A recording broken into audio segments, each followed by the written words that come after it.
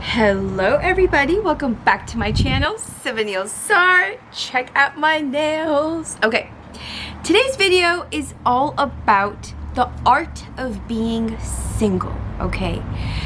You see, in our lives, we always feel like that our singlehood is the time that is like the most despair and we want someone, we need someone, blah, blah, blah. But I bet you, go find anyone who's been in a relationship for like 5, 10, 15 years and ask them what was the best time of your life, and guaranteed they will tell you it was when they were single, when they had no obligations. But at that time, these people were always, not these people, I shouldn't say that, you know, but people in general don't really celebrate their singlehood as they should, you know. And I did not understand the importance of that, honestly, until I saw one of my friend's experiences. You see, my friend Amy, let's just call her that. Amy got married when she was like 19, right? So fresh out of high school, she was in a relationship for a very long time with this man, and she got married to him. Oh, sorry about that. She got married to him, and they were together for 5 years. Like, they were married for 5 years until they decided to go their separate ways.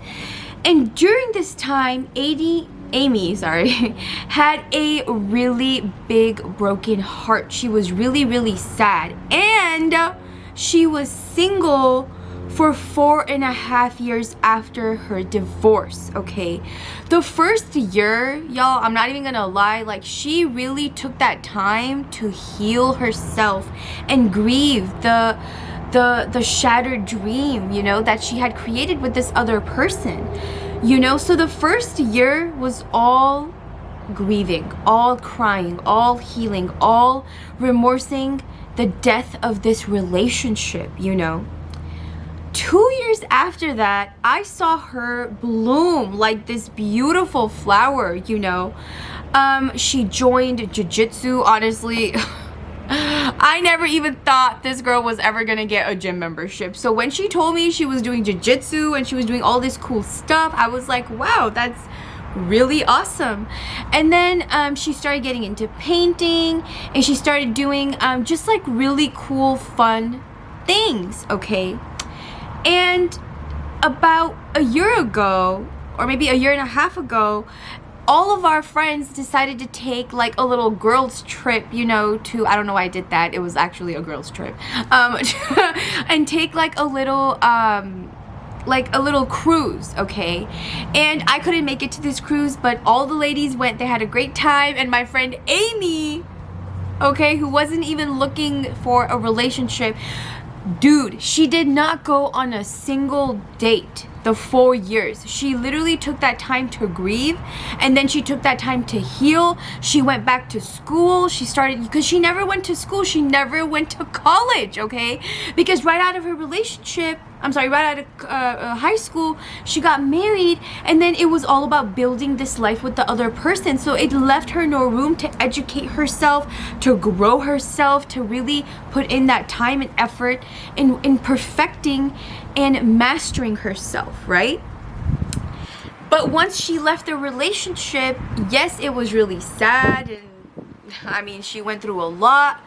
But look at how beautifully she unraveled and bloomed, you know, into this amazing woman. And so going back to that trip, right? She was on this trip and she met this man who is honestly the man of her dreams, and she's so happy. And guess what? She was supposed to get married this July, but of course, coronavirus and everything, so it's been moved. But I mean, see, here's the thing. When you're at the peak of your singlehood depression, because we've all been through this, right? We think we're not good enough. We're not going to find anyone. We're not worthy. We're not like, but you know what it is? It's like a part of you is not ready. Because here's the thing, before you can accept love from someone else, you must accept love from you. You know, and I remember Amy sometimes, like, she would take herself out on dates, you know, she would get dressed up, she would dress up really like she's going out like to see someone, and sometimes even blowing us off. Like I was like, what? But she said no, she wanted that me time. So she would go out, take herself out, get a glass of wine, you know, just enjoy her time with herself, get to know herself more, put her own standards high. And those were the things that she never had experienced, because even the person that she was with, he did not know who he was. He was just a kid like her, you know. And so however, his choices were very different, okay? He unfortunately, after the divorce, went from one relationship to another, to another, to another. Eventually, these women like depleted him of his energy, of his youth, of his grace, you know, all that time that he should have spent on himself, kind of like Amy did. Not saying that she's better because she's my friend. I'm just being honest, okay? But seriously though, like she spent that time on herself. She's going back to school. She's like on her 3rd year of getting her bachelor's, you know? So it all comes down to your loyalty to yourself. And that's what being single is all about. During your singlehood, take this time to be loyal to yourself. You know, if you wanted to learn how to like speak Japanese, you wanted to learn how to travel, or not learn, I mean you wanted to travel, you wanted to learn pole dancing or belly dancing or jiu-jitsu like my friend Amy, invest in those things, take care of those things, journal, meditate, like get to know you more, get to know what it is that you want, you know.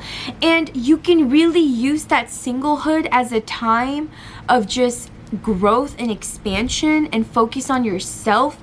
And I'm telling you, by match, by default, by vibration, you will attract a person of that vibration to come into your life.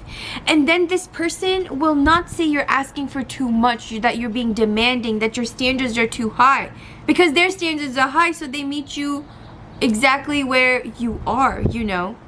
So this is something that I never really thought of before much, because honestly I have been single most of my life, so I mean, you know.